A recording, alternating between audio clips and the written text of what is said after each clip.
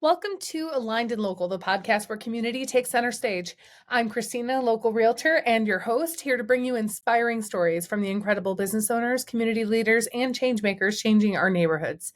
Whether we're spotlighting local heroes, diving into the latest market trends, or exploring what makes this community such a special place to call home, this show is all about connection, collaboration, and celebrating the heart of where we live. So, if you're ready to align with what matters most, your home, your community, and your goals, let's jump in.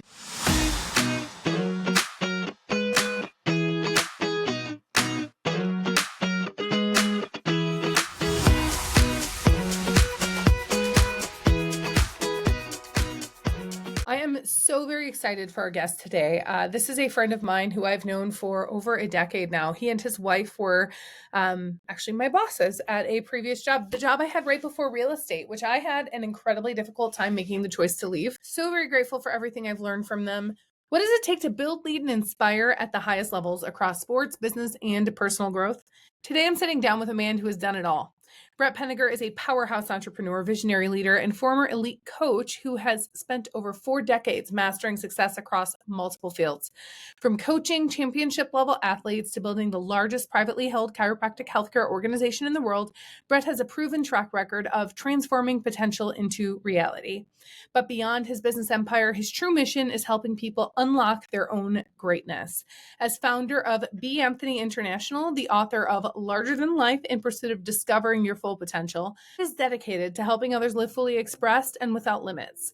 In this episode, we're going to dive into the mindset and habits that separate achievers from the rest. Brett has spent his life building, leading, and inspiring, and today he's sharing the wisdom and strategies that can help you do the same. Get ready for an insight-packed conversation that will change, inspire, and push you to think bigger. So let's dive in. Good to see you in person, kind Good of. to see you too. It's been so long. I was thinking about it the other day. I've known you guys for over a decade. It was 2000, either the end of 2014 or the beginning of 2015 when I finally met you guys. So about a decade. Yeah. Wow. Where does that time go? Uh, Good Lord knows. I mean, it goes fast. That is for certain. It's okay. I reached out to you because I know you as an owner of Chiro and Wellness Centers, and I thought that would be a really fun thing to talk about. And you said, well, that is a really fun thing to talk about. And I've got this other really cool venture. So tell us about that. Oh, geez. Well, first of all, I'd like to acknowledge and thank you big time for having me on the podcast. Super exciting to see what you've done with your life post us working together and the possibilities that are in the future. Um, Chiro One Wellness Centers is still something that I own, I love, and I adore big time on the impact that it makes with millions of patients on an annual basis. So I could always talk about that 24/7, 365. One of the things, though, I'm really excited about also is being able to take a lot of the experience and the knowledge and just the failures and successes that have come in my journey and be able to give that away. Chiro One Wellness Center is one of the things in being a founder of that I was part of creating was our vision that all human beings discover their full potential. And so that's something that is personal to me and something that I've dedicated my life to and supporting others and doing the same for themselves. And so my new venture that I'm doing outside of Chiro One is to do just that. Both from, everything from speaking engagements to one-on-one coaching to having days in which I can work with an organization or a group of people and walking them through some of the steps in order to discover their full potential that I define as how to become larger than life. So that's what I'm really excited about coming up. I'm super excited for you. And the funny thing about it is it doesn't even really feel like when you were telling me about this, it doesn't feel like we shifted the topic we're talking about. We just shifted the vessel for which we're delivering the topic, right? Chiropractic is maybe a physical way to support that, but for you and what I've always loved about you guys has always been about how do we help everybody discover their full potential. And chiropractic handles it from a wellness standpoint because that does interfere, but it's so much bigger. And that is why I actually shared in your intro too I had real estate was something I always wanted to sell. And I had a really hard time taking that leap because I didn't want to leave you guys. You guys pour into us in such a big level that like I couldn't begin to be who I am right now if it weren't for my time with you guys. And so it's really cool to see the level you're going to do that. Who, on a coaching perspective of what you're doing, who is your ideal client? Who do you think you can give the biggest transformation to? That's a great question. Well, to be straight, when we're talking about discovering your full potential, I know it's applicable to any human being on planet Earth. Yeah. So there's no limitations on who can and who does do that. However, what I'm also clear on is because it's so rare, and when I say rare, um, when you talk about discovering your full potential, we've gotten really clear on being able to measure success. So, what does that look like?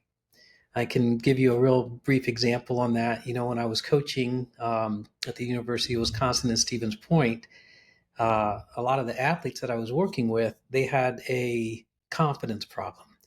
And I'm like, why are you having a confidence problem when you were a multi-state champion and you've done all of these things? But they didn't know that. They didn't compare themselves that way. And so I just started looking and I found out and I looked at it and I'm like, oh my gosh, if you walk onto a college team compared to everybody who wrestled in high school, that automatically puts you in the top 1 percentile of every wrestler that competed. And all of a sudden you look at it and you go, wow, like maybe I am really good and I can Mhm. get better. And so, from that measurement standpoint, to then have them understand that even though they may not have thought they were that great, they were like better than 99.9% of everybody who wrestled. From that standpoint, I learned to measure success. So I would know if I was working towards something or away from it based on what's possible. And in that vantage point, being larger than life for me is measuring yourself in the top 10 percentile, meaning that 9 out of 10 people aren't necessarily going to do that. However, that 1 out of 10 that can apply the principles, can actually do the work underneath it, they can achieve and do things that is measurably rare by any standard. And from that standpoint, my target audience really is people who get lit up about wanting to be their best. And that's rare. That is rare. There's a lot of people who want to be good. There's a lot of people who want to be, a little above average. And all of those are able to then become their best. But my target audience is those who get lit up about it. And so if I put that in the framework in terms of, some definitions of characteristics, I would say entrepreneurs are a big one because they get excited about, man, I want to have this successful business. And it's incredibly hard to pull that off.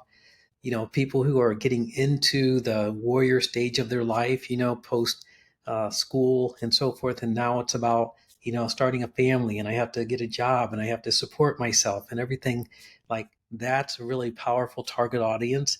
And it doesn't matter whether it's a male or a female or however you identify. And it doesn't matter where you live or where you're at. But any human being who is in pursuit of discovering their full potential, um, that's my target audience. How do you tackle the imposter syndrome? So I feel like a lot of those athletes not understanding their level of success, part of it I think is just it's I know for me when things started to fall apart and I took steps backward to take steps forward, it was when I acknowledged that I was actually in that group. I was like, oh crap, and then I freaked out and I was like, wait a minute. But so like the imposter syndrome I think is a really really big thing for anybody on any big journey. How do you help people overcome that? Well, it's all a perspective. Mhm. Like the imposter syndrome is nothing but having a perspective saying that you are not actually as good as you think you are, or you are not actually worthy of what you think you should be. And to me, that perspective is going to be built based on, I'd say, a misunderstanding of one, who are you comparing yourself to and why? When you start getting down to it, at the end of the day, why would I compare myself if I'm, 20 years old and I get out of school, let's say I'm 24 and I become a doctor of chiropractic, and all of a sudden I get out and I think I'm supposed to have this level of knowledge or certainty or whatever of somebody who's been in the profession for, 5 to 10 years in front of me. Like, why would I compare myself as if I'm an imposter? You did the work, you got through it, you did something that rare, like as a doctor of chiropractic, for an example, like you're in the top 1,000th of 1 percentile. And so, what are you comparing yourself to and why? So for me, it's perspective. It's called, okay, so let's compare myself to all of my colleagues that are in the exact same, situation. I just got out of school or within the first 5 years or whatever the angle is, measure yourself there. You can still have your goals, but why would I measure myself against something that I haven't even experienced yet? It's crazy. Just my perspective. You're right. And I'll be honest with you, and you know me well enough to know this already anyway. That is the place that I have the most room for growth. So when I first started selling real estate, I walked into that office, big bold Christina, saying, I'm going to start a team in 2 years. And everyone laughed and they told me I was crazy. And I think the only reason I actually did was because I knew the failure rate of real estate. And I was like, okay, cool. So if that's the failure, somewhere in my head, I was different. And because I was different, I achieved something different. But anytime I'm in a circumstance where I don't necessarily see myself as different, I fall into that trap all the time. And I know I'm not the only one, of comparing myself to what's around me and then using it as a measuring tool. We did a training recently and we were talking about the 4 minute mile. And my big takeaway in that moment, I can't remember what the coach said that made it hit me differently this time, was like, okay, would I have been the person who would have said, oh, like I'm going to break it? Or would I have been, and I knew the answer asking the question, would I have been the person that said, oh, okay, so this is as close as anybody's ever gotten. And I'm pretty close to that. So that's good enough. And then I stop, right? Would I have ever wanted something bad enough to have said, it doesn't matter that they're saying it's physically impossible, I'm going to go get that thing? Got it. Got it. Well, what's exciting about the conversation, and I'm loving how this is unfolding, this isn't pre scripted or pre planned or anything. Um, the book that I'm working on and where I'm headed on becoming larger than life, right? One of them and several of the principles that are outlined really back yourself into understanding what excellence looks like, which oftentimes is paradoxical to what the world thinks it looks like. So, for instance, going to that top 10%, that means 10% of whatever the bell curve shows up anytime you put numbers to a something, right? So, you have a class that you graduate with, you're going to have those on the bottom 10%, those in the mass in the middle, the 80%, and then those at the top 10%. Mm-hmm. That means that those at the top 10%, it doesn't mean that they're better, they're smarter, they're anything, but they've demonstrated that they understand what it takes to actually do that. That means 9 out of 10 people really don't understand that. And so, from the standpoint of as you're looking at how to assess, where you're at in the process and where you can stand, at the end of the day, you want to start learning from people who have actually done it, Right. right? And when you're able to do that, then you can. There's going to be shortcuts that show up. You're going to be able to see distinctions that you wouldn't know if you hadn't had that as a backdrop. And at the end of the day, most people are measuring themselves and then comparing themselves to something that they're getting the information from a lot of people who have never accomplished it. And from that standpoint, you're going to keep hitting your head against a wall. You're going to keep wondering why you're not able to break through. You're going to keep wondering why your challenges are bigger than the solutions that you can come up with. And the shortcut is to find somebody who's already done it. And you start learning the perspectives that then change the trajectory of your ability to do anything that you set your mind to. It's just very few people have the experience to be able to then teach that backwards and I pay it can't forward. wait to see this book. I really can't wait. I'm super excited for you and I'm super excited for the content too, honestly. So your speaking tour, is that's intended to be support for the book, correct? Yeah, yeah, absolutely. There's a lot of ways to impact people, Speaking to them, what they're able to hear. Again, we learn through our five senses. We learn through what we see, we learn through what we hear, we learn through what we touch, smell, feel, all of that. Mhm. So, speaking is a way to be able to connect to an audience that can touch, move, and inspire them in a way that nothing else can. You can Mhm. read a book sometimes, and that can do it, which is why I'm also having something that visually I can see. Um, and then having workshops and working with a group of people, an organization, a team, a company, to then help them go through the exercises to have it not just be good information, but how do I apply the information to actually work? So it really is, Christina, everything that we've been doing and I've been doing in the marketing department as a founder of Chiro One Wellness Centers to build a team, and a team that has produced a result that has never been seen in the history of the profession. And so I know what it looks like to be the best in the world. And from that vantage point, you can lay that into any area of expertise that you get it lit up about, that you want to go towards, that you want to be successful in, because it's applicable no matter what. Yeah. It's pretty special. And knowing you and knowing some of the other founders and owners of the company, like you really live what you're saying in every single moment of your life. Like it's not just a thing you post on a wall like most, visions, right? They post them on a wall, they forget about them, they never return to them. It's actually part of the purpose for this podcast is helping reconnect business owners to why they got into business and then, hopefully then inspire them to, create more than they would have without having connected. But it really is a part of every single thing you do. It's a part of the way you hire. It's a part of the way you train. It's a part of the way you treat. And then obviously here we go on to other ventures outside of chiropractic to even be able to expand it on the bigger level. Like what made you go, yes, I'm going to write this book? Well, I got really clear on what my purpose is, and it's not just, building and running a company. Yeah, Um, my never has been. right.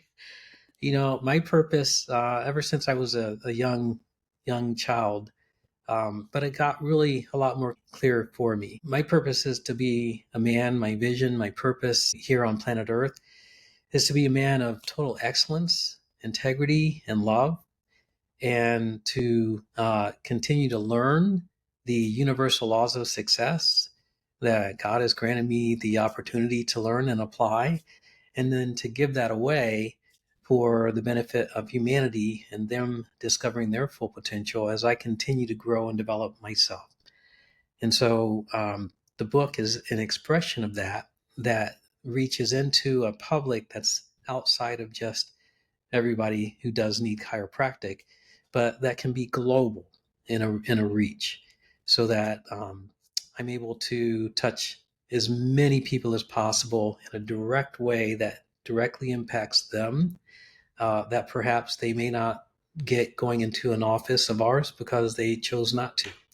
And so it just really broadens the arena for the number of people that I know I can serve and help impact as a result of those who have given to me. I love it. The book you said will be done in about 3 months. Yep, right in that, yeah, for sure. It will be titled Larger Than Life in Pursuit of Discovering Your Full Potential, and super excited about it. Again, it's really, I like to think of it this way: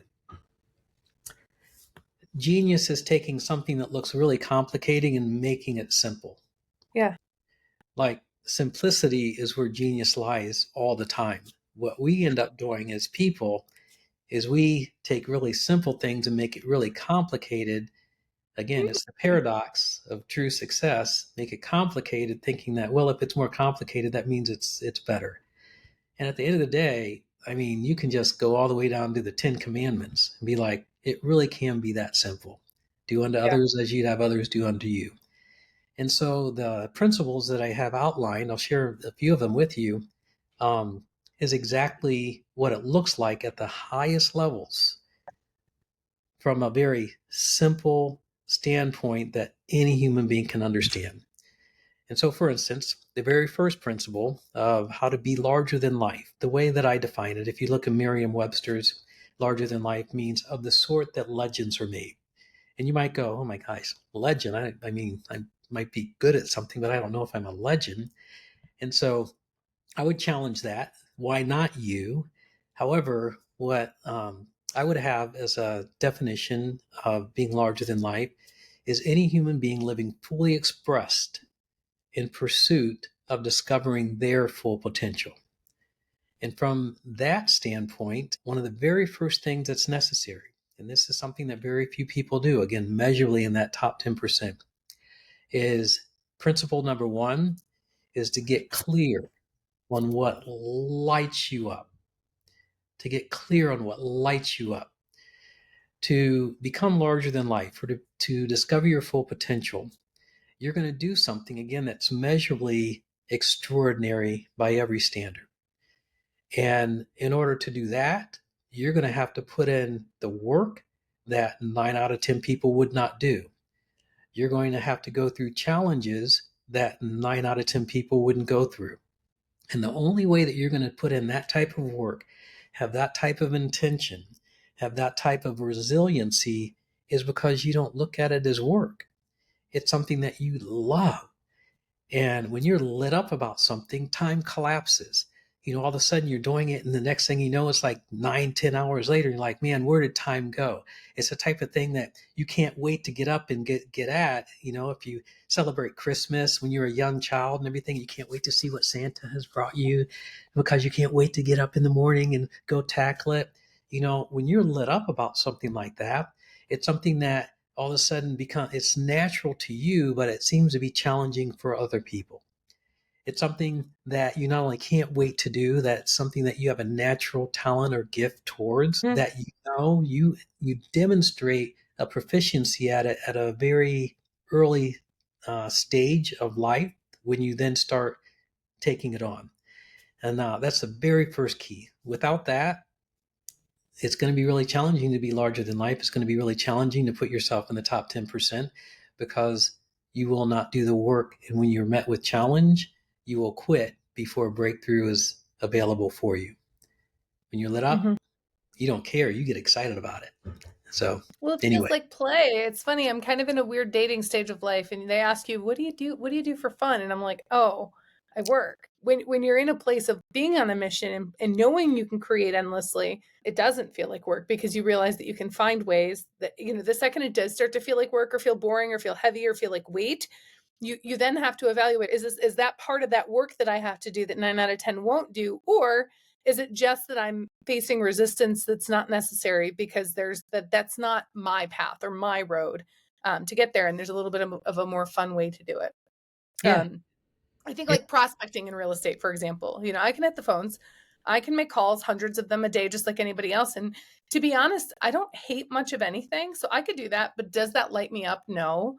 But does creating really fun stuff like this light me up? Absolutely. And this is a great way to get out there and meet people and brand and whatever. So like, why wouldn't I spend more time doing that? And that's where my work becomes my play, and that it doesn't, it doesn't feel like work. And it's kind of a cool thing.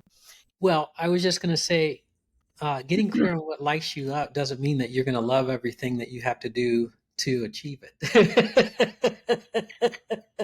No, but you love enough parts of it that the Yeah, hard parts don't feel that hard either. exactly. Sometimes, most of the time. Yeah, you're willing to go through it because you can see the probability of achieving what you're really excited about is more likely than the challenge that you're otherwise going to go through. It's like, well, minor blip, no big deal. I'll just keep Yeah, moving. I get that. You mentioned time collapsing when you're on that journey, and it reminded me immediately of actually your beautiful wife recommended a book to me a long time ago, because no different today than back then. By the way, time scarcity is always my challenge, and I find myself referring back to, I can hear Stephanie in my head all the time. I need to call her, like we talked about the other day, because she lives in my head. She is free rent there for the rest of my life, I'm sure. But she actually had me read Time in a Bottle, and I think it's a really great book. It's a really, I don't know. The interesting thing is, if I talk about it, I'm not sure I can articulate it. And every time I read it, it makes an impact, and all of a sudden, time just seems to appear out of everywhere. But can you talk a little bit more about your perspective of time collapsing? Oh, geez. Well, Yes, Time in a Bottle by Howard Falco. He is just coming out with a new book, Ooh, by the way. I can't recall the name of it right away. you're making my reading list really long today. I pre-ordered it already, so I'm excited about it coming out. But anyway, time collapsing is nothing more than being present and in the flow of what you're here for. You know, um, when you're talking to somebody that you just have a connection with, Hmm. let's call it in a dating stage, and hopefully that dating stage lasts throughout a relationship if you get the right relationship.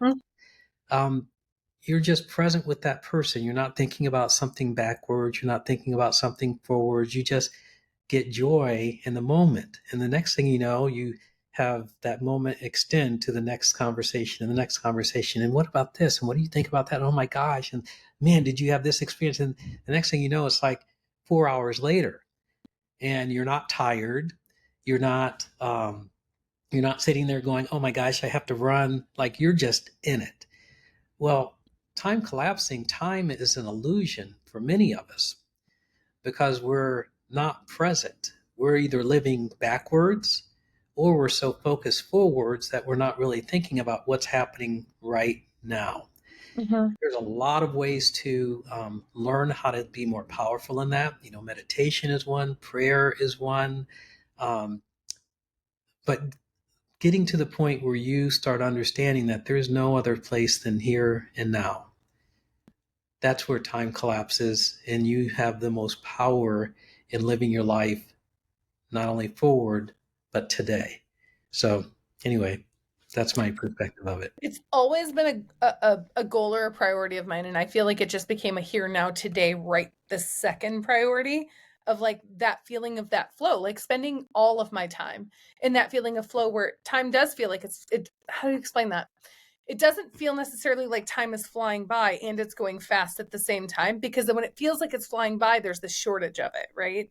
Yeah. But that feeling that you were just talking about, that lighthearted, magical feeling where it all just kind of happens and you get to the end of the day and you aren't tired and it doesn't necessarily feel like it went fast, even though it does. It is a pretty weightless, amazing feeling that I have occasionally. And I could certainly learn to live in a whole lot more. Yeah. Well, that is the journey of discovering your full potential. So when it comes to discovering your full potential, when do you know you're there? That's the paradox. Yes. That's the paradox. There is no arrival. Right. So there's no place that you end up arriving to that all of a sudden, here it is. Right. Now, going back to the measurement, you only know that if you accomplish something measurably. And again, this isn't material or financial or some status or job deal or I own a bit. Like that's not it. It's measurably what's important to you, Yeah. right? So the paradox is really simple that there is no arrival point because no matter what goal you set, once you hit that goal, what you recognize there is that it's everything, nothing. It's like, oh my gosh, I finally did it. I finally made my first $100,000. Oh my gosh, I finally did it. I finally got the, love of my life. And oh my God, I finally did it. I had this child that I've been dreaming about since I was a little girl or a little boy or whatever it is, right? And then all of a sudden, with that child, you're like, okay, so now what? And the now what, or the relationship. Okay, now that I have it, now what? How do I grow from this? And so, no matter what it is, whether it's a financial goal, whether it's an athletic endeavor that you want to accomplish, you want to run a marathon, you run the marathon, now what? Hmm. What comes with that is the recognition that it's not what you gain, it's who you become. Yes. And from that standpoint, knowing that there's no arrival point, who you become is infinite. You just keep learning and growing and learning and growing. In order to do that, though, it's one of the other principles in my book, immerse yourself in endless learning. In order to do that, you just keep the mind open like a child, where everything is like, how do they do that? How does this world work? You don't get fixated on having a certainty that I know what it is, I know how it works, going back to the imposter syndrome. I know what it's supposed to look like, and I'm not that. That is not where you get the greatest power of this intelligence that we have within us that you cannot explain. And so there is no arrival point. It's a continuous journey of growing and developing and just being lit up by what shows up all along the way, having fun with the failures and the successes and the joys and the sorrows. It's all one thing. It's time in a bottle. You also live rent free in my head, by the way. And one of the things that has stuck with me the most, and I remember exactly where I was sitting when I said it out loud, and it has very much been a theme for what I have created and will continue to be that for where I go, was that you had to fall in love with the process. That we're also destination focused. And in being that destination focused, it kind of is the opposite of every single thing you've said today so far. But when you learn to kind of fall in love with that process, which isn't always easy, right? But in learning to fall in love with the process, I think a lot of times that's where the results and the magic can show up. Well, the part of the challenge is how we view the process. It goes Yeah. back to the very first, the perspective. I think the simplest way that I've learned to understand it is this, and this is what I then share. Again, I didn't make all this stuff up. I'm not the holder of this magical knowledge. I'm just a good learner and an applier of it, and then give it away, right? So most of us look at success as this destination, first of all, Mm-hmm. and we look at ourselves in between success and failure. And if I'm moving towards failure, I'm moving away from success. Mm-hmm. However, that's not how it works. Right. That means if I want to be successful, the one thing I want to avoid at all cost is failure because it's just taking me further and further away from this definition that I call success. Mm-hmm. If you look at universal laws, that's not how it works at all. You have to go through what looks to be failure in order to then reach success. So it always starts with the individual. Mm-hmm. You get that you have to go through failure. There's nobody who's ever gone through school that has never missed one question on any test that they've taken from preschool all the way to graduation in high school in any level of education that they've taken. And part of the process is you have to get questions wrong to then learn what's right. You just don't know that automatically. If that's the case, it's not hard enough and or you ain't trying too hard.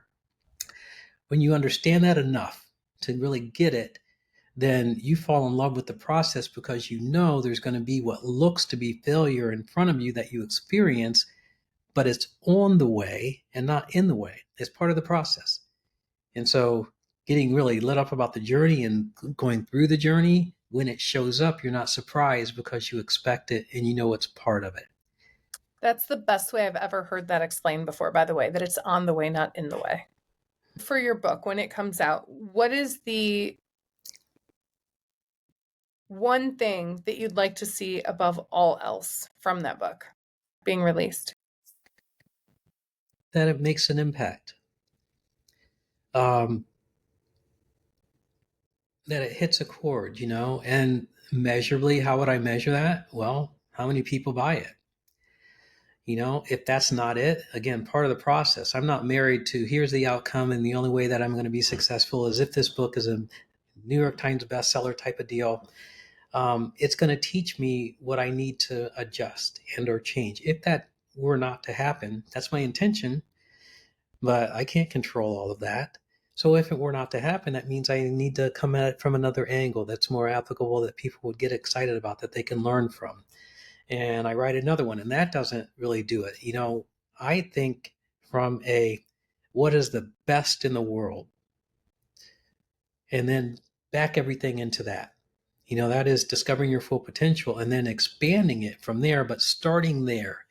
And I don't expect, this would be the second book that I've written. I don't expect that it's going to be a global bestseller. I can't control all of that. However, what I do, my intention for whatever I put out is to impact as many people as possible. And for me, that's in the millions and eventually billions, but I'm going to start with the millions.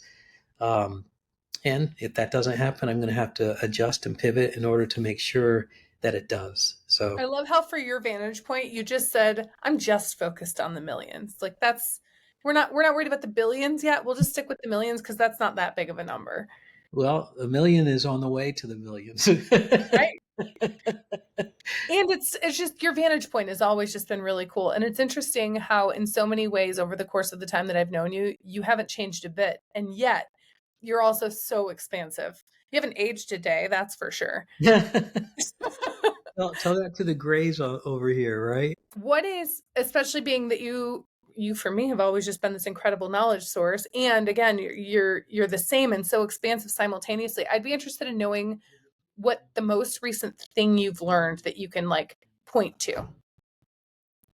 Oh, wow. Um, Going back to there is no arrival point. Mhm.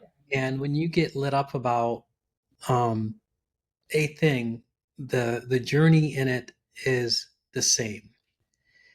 So what do I mean by that? So I've been learning how to do public speaking.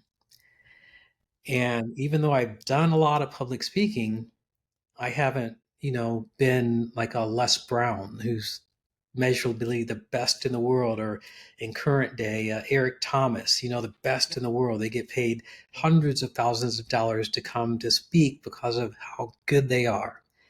And so, getting into that realm, you start learning, oh man, this is so funny. Even though I've done a lot of things, even though I've spoken to a lot of people, even though I've done a lot of speeches, I haven't been a speaker as a source of as a profession.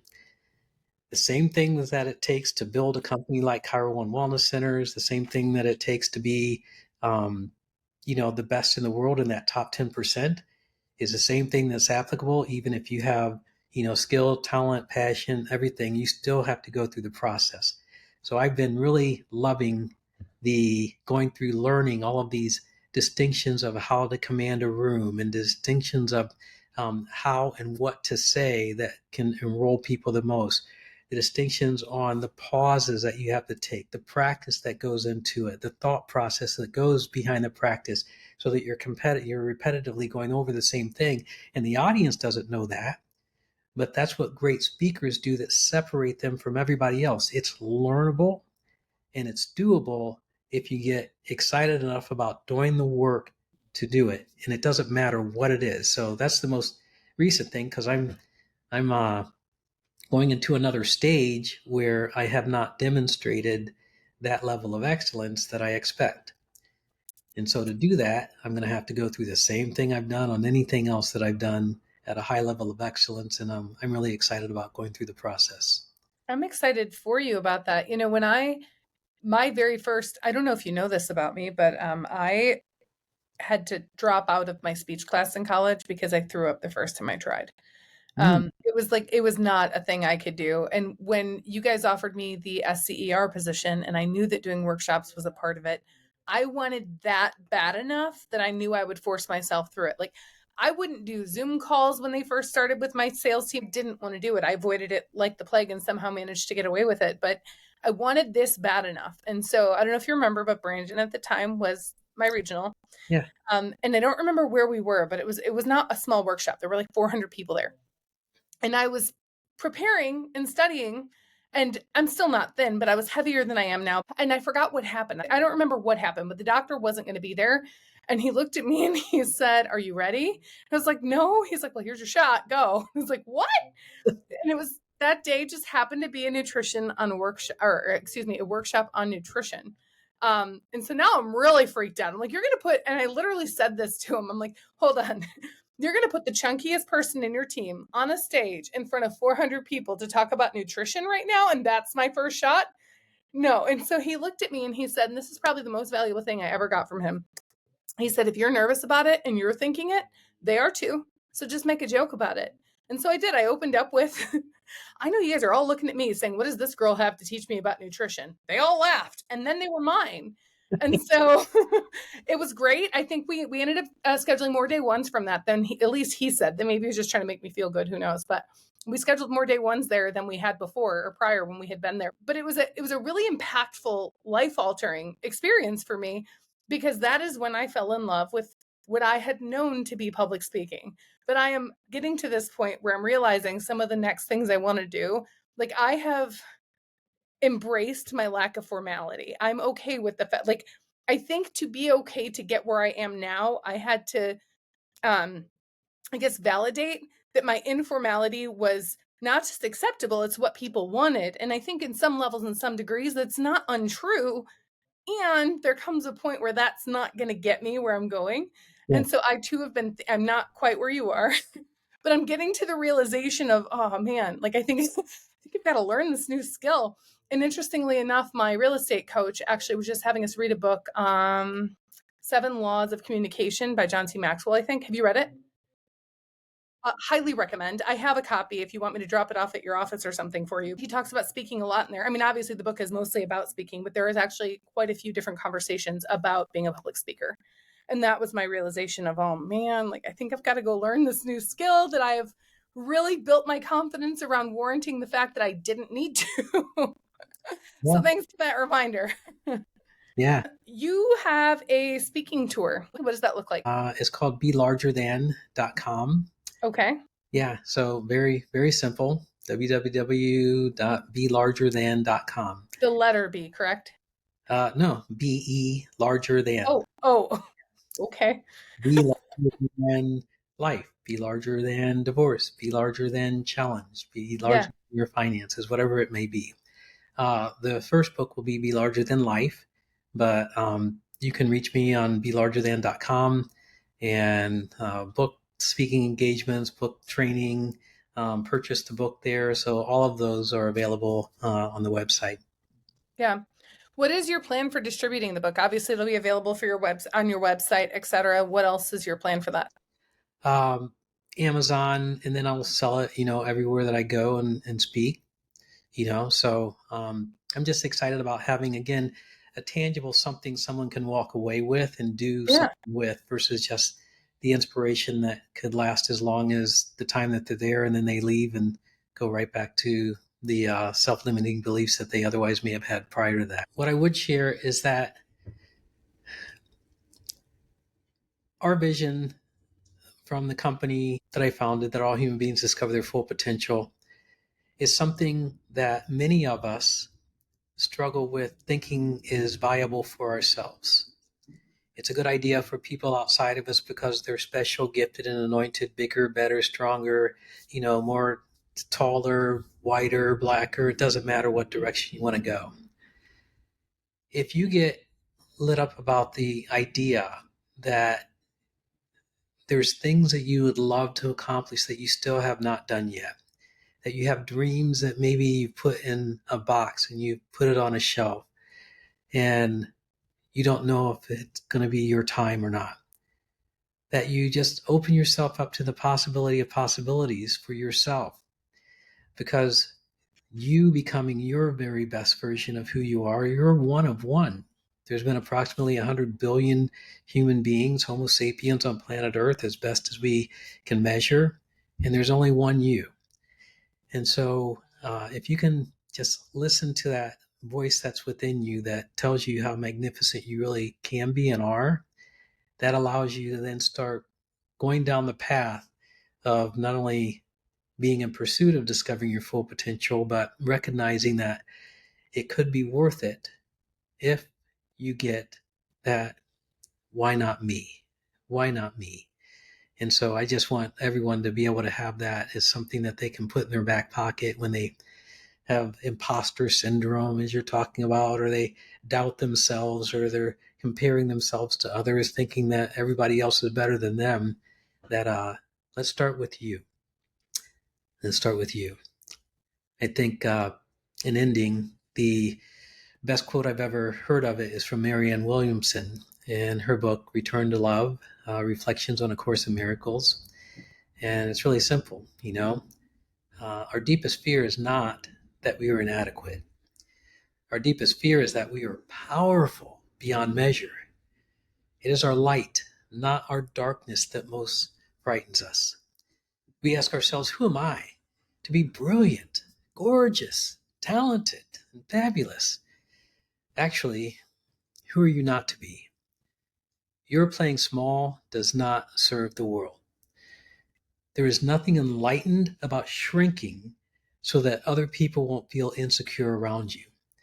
We are all meant to shine, as children do. We were born to make manifest the glory of God that is within us. It's not just in some of us, it's in everyone. And as we let our own light shine, our presence unconsciously gives other people permission to do the same. And as we are liberated from our fear, our presence automatically liberates others. And so pulling that to yourself and getting that you're powerful, man. You're bad mamma jamma. You're bad brother, sister. I don't care what you want to assign yourself as. There's only one you. You're one of one. Uh, the world needs what you have to offer, and you're the only person who can do it. That would be it. If our listeners would like to pre-order a copy of your book, and they should, where would they go to do that? BeLargerThan.com. Awesome. Well, thank you so much for being here. I'm so grateful that you spent this time with me. I know I certainly walked away with a lot from it, and I know everybody who listens to it also will. Awesome. Well, thank you again for the opportunity, and can't wait to do this again. Thank you so much for tuning in to Aligned and Local. I hope you're feeling inspired and connected to the amazing people and businesses that make our community thrive. If you enjoyed today's episode, don't forget to subscribe and leave a review. It helps us to share these incredible stories with even more people. And remember, whether you're looking to buy, sell, or refinance, I am here to help you navigate your real estate and mortgage needs with ease. So let's align your goals with the perfect plan for your future.